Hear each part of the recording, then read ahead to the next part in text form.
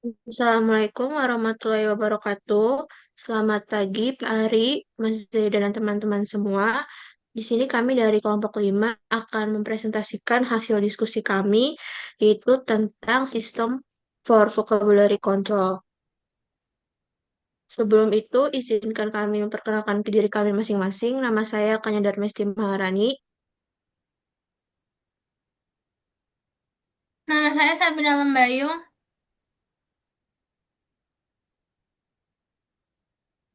Nama saya Nela Rizkyandita.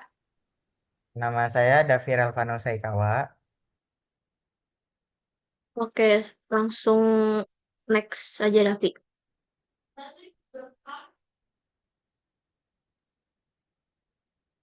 Jadi di sini kita akan membahas tentang yang pertama ada general principle for creating control vocabularies, yang kedua ada general principle for applying control vocabulary terms, dan yang ketiga ada index term for names. Next. Oke, jadi di sini yang pertama ada control vocabularies. Jadi, control vocabularies adalah sistem kata baku yang digunakan untuk menggambarkan isi dokumen secara konsisten. Dengan adanya sistem ini, kita bisa menjaga keseragaman istilah, mengurangi ambiguitas, dan meningkatkan akurasi temu kembali informasi. Jadi, kalau dibayangin, kalau di perpustakaan itu tanpa kontrol vocabularies itu seperti orang-orang yang memakai istilah berbeda untuk hal yang sama. Misalnya, ada yang menulis handphone, ada yang menulis telepon genggam. Nah, itu eh, membuat sistem bisa bingung apa yang dimaksud. Nah, jadi kontrol vocabularies ini berfungsi untuk menyamakan bahasa supaya pencarian lebih akurat. Dengan adanya standar istilah, pengguna tidak perlu menebak-nebak lagi. Hal ini juga bisa membantu pustakawan karena mengindeks dokumen agar hasil temu kembali lebih konsisten. Nah, di sini ada prinsip utamanya. Yang pertama ada specificity, yang kedua ada literary warrant, dan yang ketiga direct entry. Next.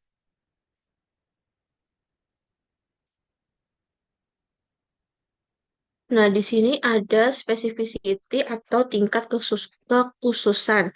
Jadi, eh, specificity ini adalah tingkat kedalaman makna dari suatu istilah. Jadi, semakin detail atau semantik maknanya, maka semakin spesifik pula istilah tersebut. Jadi intinya kalau ada istilah yang paling spesifik, jadi yang dipakai adalah istilah yang itu. Tujuannya supaya deskripsi dokumen benar-benar tepat dan tidak terlalu umum. Di sini ada contoh, bisa kita lihat misalnya dari istilah food.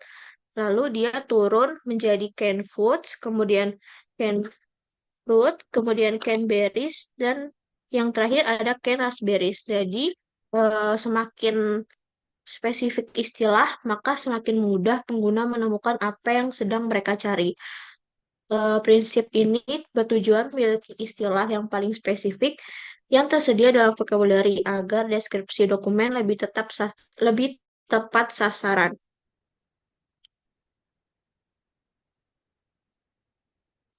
Lalu yang ketiga adalah pilihan dalam search. Jadi ini berbeda dengan yang contoh yang tadi. Sistem search ini memiliki tingkat kekhususan yang lebih rendah. Misalnya untuk topik Ken Raspberry. Search tidak menyediakan istilah yang sangat spesifik. Topik tersebut bisa dimasukkan ke dalam beberapa pilihan, seperti yang pertama ada canning and preserving, yang kedua berries, dan yang ketiga fruit preservation. Dari sini terlihat bahwa Sears ini lebih umum sehingga tingkat spesifitasnya itu tidak setinggi dari yang LCSH tadi. Nah, Sears ini memang dirancang untuk perpustakaan kecil atau menengah sehingga tingkat detailnya tidak sedalam LCSH. Jadi bisa dibilang kalau LCSH itu seperti peta yang super detail, sementara Sears adalah versi ringkasnya. Next. Lalu di sini ada literary warrant. Jadi, prinsip ini mengatakan bahwa istilah baru hanya boleh ditambahkan ke kontrol vocabulary jika istilah tersebut benar-benar muncul dalam literatur atau sumber nyata.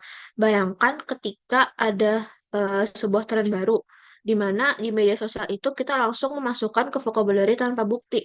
Nah, hal ini tuh bisa membuat sistem itu penuh istilah yang tidak penting. Nah, yang kedua di sini ada prosesnya itu bottom up, yaitu istilah disusun berdasarkan kebutuhan nyata dari pengguna dan dokumen, bukan asal menambahkan istilah secara teori saja. Contohnya, di sini ada database dari RIC yang memiliki heading seperti ASEAN American atau Librarians. Namun, mereka tidak akan membuat heading baru kalau belum ada literatur yang mendukungnya. Lalu, kenapa sih literary warrant ini penting? Yang pertama, untuk mencegah vocabulary dipenuhi istilah yang bersifat teoritis dan tidak relevan. Dan yang kedua, untuk memastikan bahwa semua istilah di dalam vocabulary ini memiliki dasar yang nyata.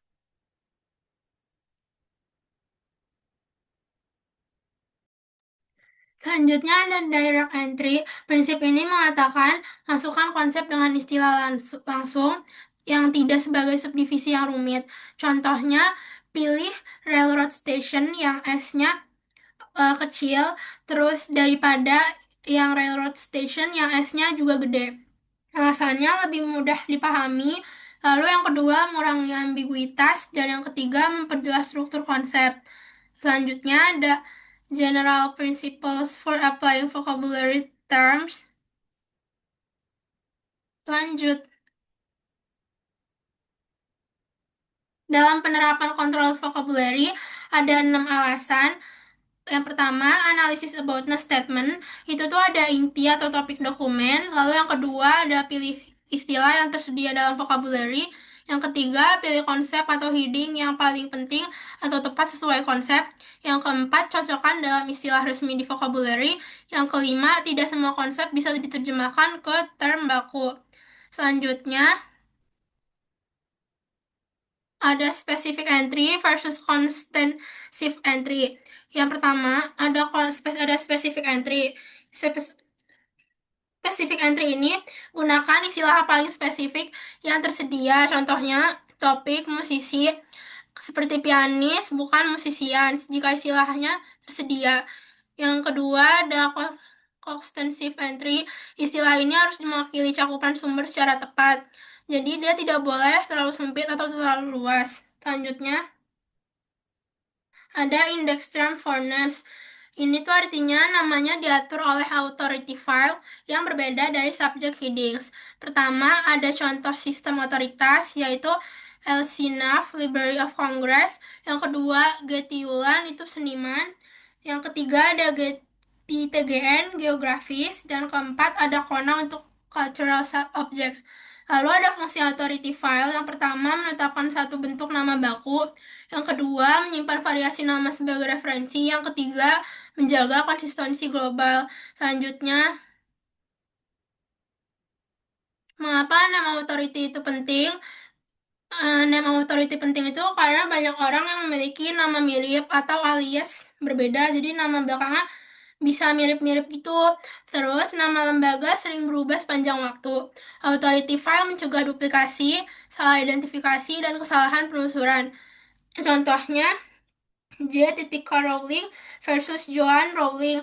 Jadi setiap nama penulis harus punya satu authoris form atau nama pembedanya. Jadi nama depannya tuh beda walaupun nama belakangnya sama.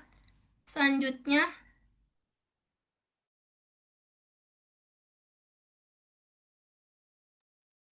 Jadi pada contoh pertama dari kita melihat prinsip specificity, yaitu pemilihan istilah yang paling rinci. Misalnya itu ada buku tentang cara menanam stroberi di pot kecil. Nah, aboutness-nya itu ada strawberry, penanaman, dan yang ketiga itu pot kecil atau container gardening. Lanjut, Davi. Berikutnya itu ada contoh literary warrant. Eh, prinsip ini menyatakan bahwa istilah baru hanya dapat dimasukkan ke dalam vocabulary jika istilah tersebut sudah muncul dalam literatur resmi seperti jurnal atau artikel ilmiah. Misalnya muncul istilah baru urban hydroponic, microform. Jika istilah ini belum digunakan dalam literatur, maka istilah tersebut belum dapat ditambahkan. Hal ini bertujuan untuk menjaga konsistensi dan validitas vocabulary. Lanjut, Tavi. Oke.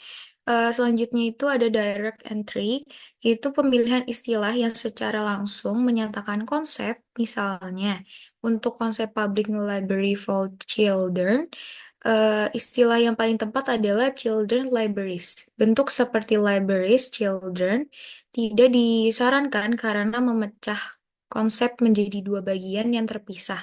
Dengan direct entry, kita memilih istilah yang jelas, langsung, dan mencerminkan konsep secara utuh. Lanjut, Davi. Oke, di sini selanjutnya ada specific entry atau pemilihan term paling tepat. Jadi, contohnya itu sebuah artikel membahas pianis klasik Jepang abad ke-20 dari beberapa pilihan.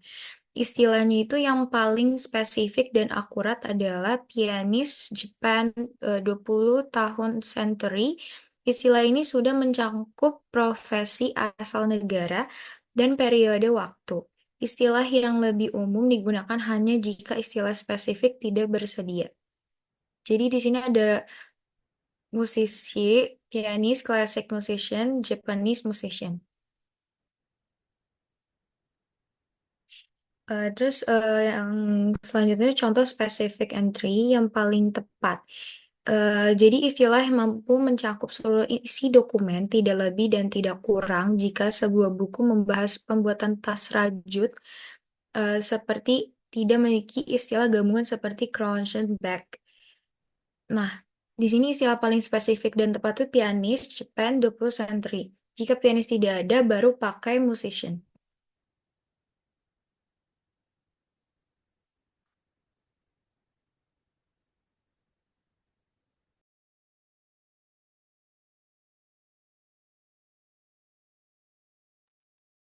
Oke, selanjutnya ada contoh number of terms atau tidak boleh dibatasi.